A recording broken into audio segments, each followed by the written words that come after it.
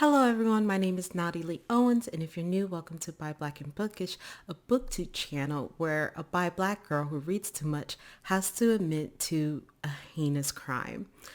And that heinous crime is that while I consider myself from New Orleans because both of my parents are from New Orleans and I spent a lot of my childhood there, mainly during summers, I did spend most of my life, and I currently am, in Florida. And if you haven't been paying attention to the news lately, DeSantis and his administration have been making a lot of changes to the Florida education system, specifically targeting towards African American studies, queer studies, anything that doesn't align to their white and straight American viewpoints. In Duval County, they recently banned 100 books. And a lot of those books are books that feature people of color and also queer folks. And two of those books I do have with me is called The Rough-Face Girl and Sulwe by Lupita Nyong'o.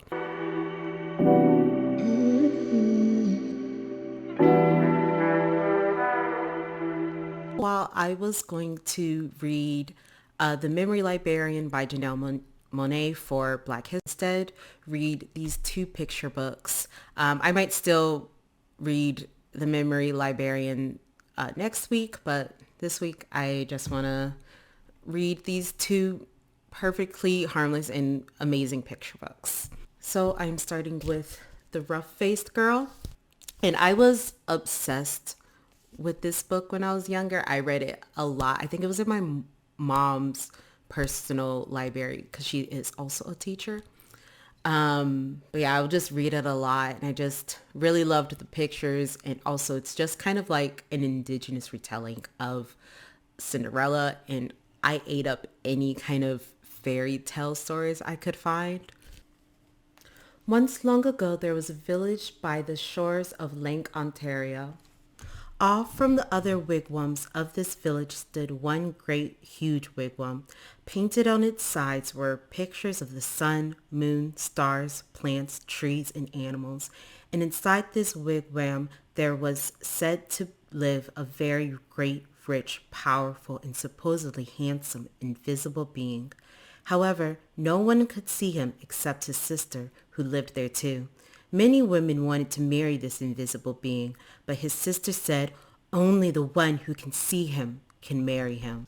Now, in this village, there lived a poor man who had 3 daughters. The 2 older daughters were cruel and hard-hearted, and they made their youngest sister sit by the fire and feed the flames. When the burning branches popped, the sparks fell on her. In time, her hands became burnt and scared. Her arms, too, became rough and scarred. Even her face was marked by the fire, and her beautiful long black hair hung ragged and charred. And those 2 older sisters laughed at her, saying, "Ha, you're ugly, you rough-faced girl," and they made her life very lonely and miserable indeed. One day, these 2 sisters went to their father and said, "Father, give us some necklaces, give us some new buckskin dresses, give us some pretty beaded moccasins. We're going to marry the invisible being." So their father gave them these things. Dressed in their finest, the 2 girls marched through the village. All the people pointed and stared. "Look at those beautiful girls," they said. "Surely they shall marry the invisible being." And if those 2 girls were proud and hard-hearted before, they were even prouder now. They walked haughtily through the village. At last they came to the wigwam of the invisible being, and there was his sister waiting. "Why have you come?" she asked. "We want to marry the invisible being," they answered. "That's why we're here." "If you want to marry my brother," she replied, "you have to have seen him. Tell me, have you seen the invisible being?" "Of course we've seen him," they insisted. "Can't you see how pretty we are? Can't you see the beautiful clothes we wear? Oh yes, anyone can tell we've truly seen the invisible being." "All right," she said quietly. "If you think you've seen him, then tell me, what's his bow made of?" And suddenly her voice was swift as lightning and strong as thunder. "His bow?" they stammered in surprise. "His bow, we know. But turning desperately to one another, they whispered, "What shall we say? Let's say it's the oak tree." So they said, "It's the great oak tree." "No," said the sister of the invisible being. "No." Oh, she saw at once how they lied. "Tell me," she continued, "if you think you've seen my brother, the invisible being, then what's the runner of his sleigh made of?" We know, cried those two sisters, but whispering feverishly again they wondered, "What shall we say? What shall we say? Let's say it's the green willow branch." "No," said the sister when she heard. "No, you have not seen my brother. Now go home." "Just test us fairly," they exclaimed. "We've seen him. Just don't ask us all these silly questions." "All right," said the sister in the invisible being. "Come with me." And she took them back to the great wigwam and sat them in the seats furthest from the entrance, the guest seats. Soon they heard footsteps coming along the path. Then something stepped inside. Though they heard breathing, the two sisters still couldn't see a thing. Suddenly, a great bow and a beaded quiver of arrows appeared in the air and were set down. But though those two girls sat there, their eyes wide, all through that night they never saw a thing more. And in the morning they had to go home ashamed. The next day the rough-faced girl went to her father and said, "Father, may I please have some beads? May I please have a new buckskin dress and some pretty moccasins? I am going to marry the invisible being, for wherever I look, I see his face." But her father sighed. "Daughter," he said, "I'm sorry, I have no beads left for you, only some little broken shells. I have no buckskin dresses, and as for moccasins, all I have left are my own old, worn, cracked, and stretched out pair from last year, and they're much too big." But she said, "Whatever you can spare, I can use." So he gave her these things. Then she found dried reeds, and taking the little broken shells, she strung a necklace. She stripped birch bark from the dead trees and made a cap, a dress, and leggings. Then, with a sharp piece of bone, she carved in the bark pictures of the sun, moon, stars, plants, trees, and animals. She went down to the lake shore and soaked the moccasins in water until they grew soft. Then she molded them to her feet, but they were still too big, and they flapped like duck's feet as she walked. Then all the people came out of their wigwams. They pointed and stared. "Look at that ugly girl," they laughed.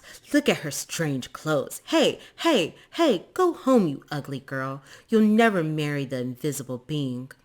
But the rough-faced girl had faith in herself, and she had courage. She didn't turn back. She just kept walking right through the village. As she walked on, she saw the great beauty of the earth and sky spreading before her. And truly she alone, of all in that village, saw in these things the sweet yet handsome face of the invisible being. At last, she came to the lake shore just as the sun was sinking behind the hills, and the many stars came glittering out like a fiery veil in the darkening sky overhead.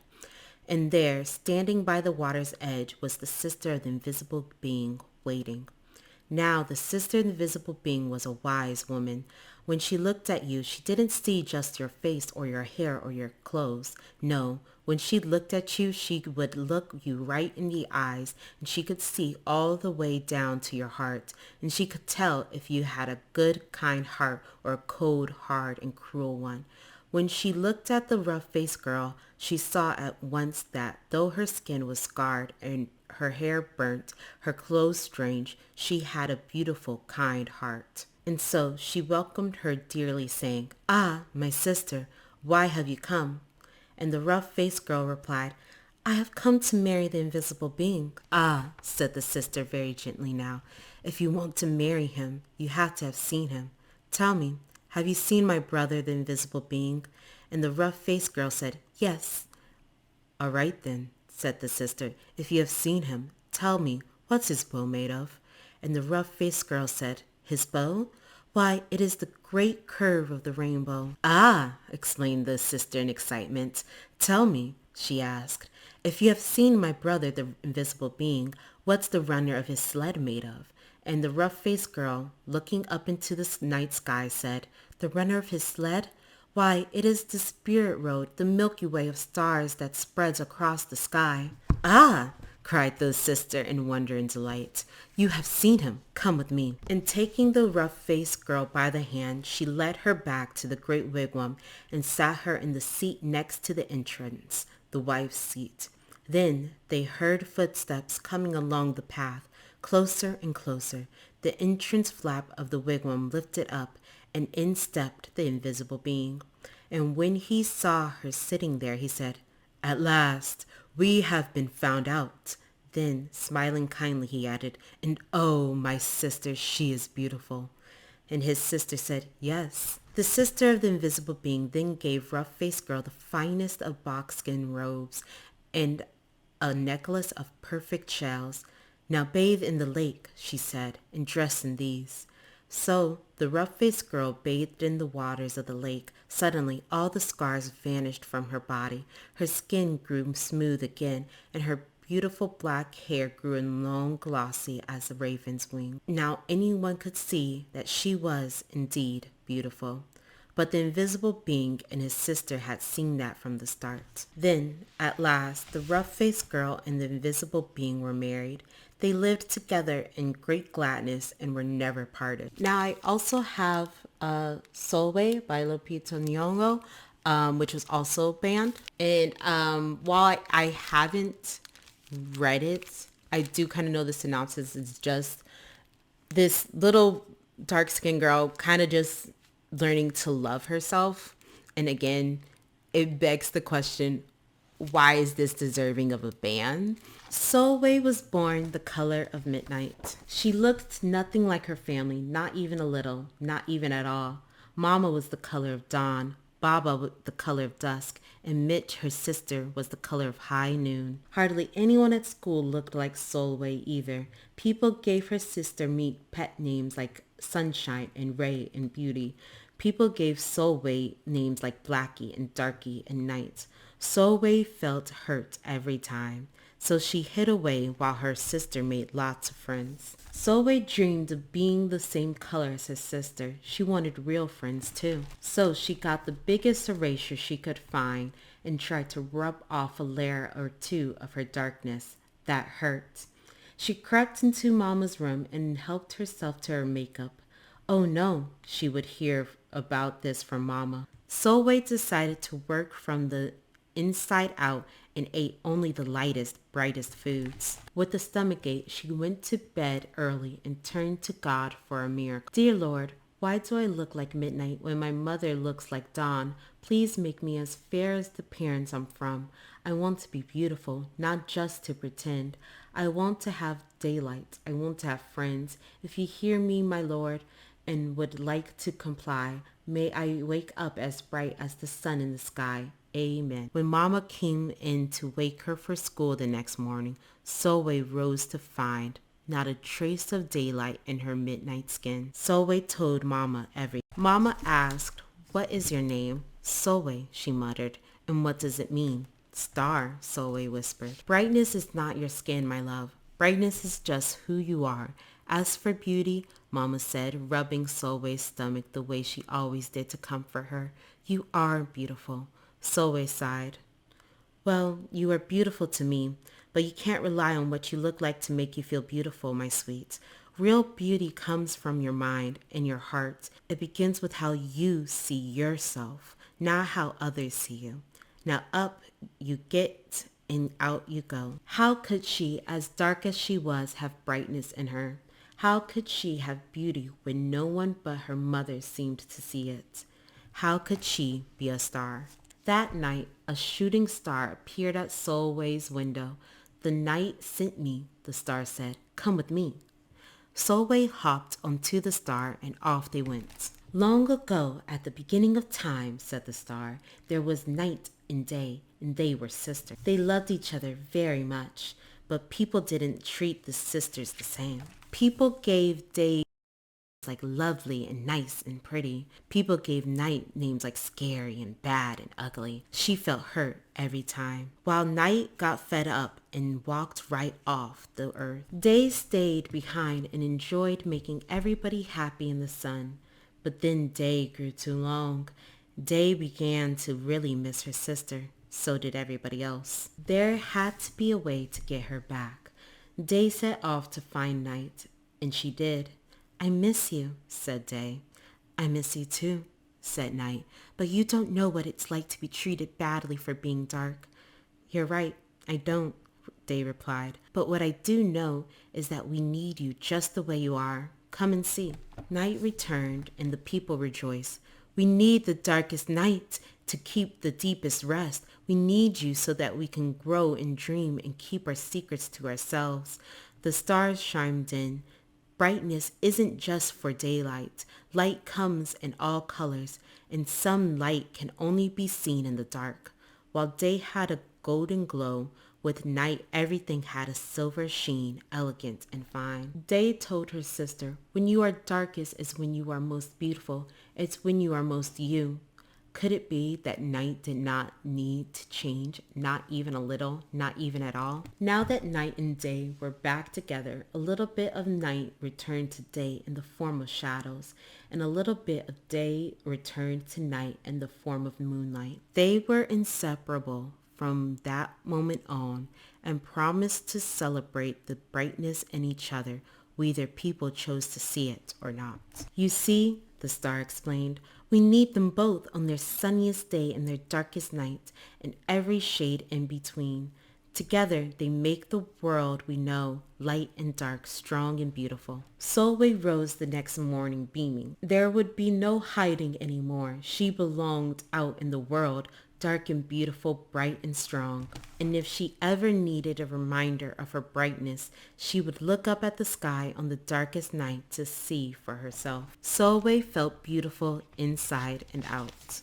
So that was Sulwe and Rough-Face Girl. I will be including a link in the description of all the other books that have been banned in Duval County, and I do encourage you to read those, and I also encourage you to ask yourself why books like these are banned. Recently, I watched a live stream about the whitewashing of Black history and specifically about the changes to AP African Studies and the writers that were banned, and they mentioned how Morrison talked about how language has midwifery characteristics. It can give birth to new ideas, words, and futures. One of the speakers, who was one of the authors that was banned after mentioning this quote by Morrison, talked about how the reason for these bans was to keep new types of people from emerging. These may just seem like simple children books. In a lot of ways they are. They're just there to tell a story to little kids. They also give kids outside of the demographic showcased in these books the chance to see something outside of their family or their community that they're used to. Seeing Black character struggle with colorism will encourage non-Black readers and even just light-skinned Black readers to be more empathetic, or to read a story about an Indigenous girl may encourage them to look up more about Native American history. And I truly believe that is the reason why DeSantis and his administration is trying to ban these books. With that being said, I guess that's it. Tell me what you think in the comments below, or contact me on Twitter or Instagram at Lee Owens. And until next time, bye.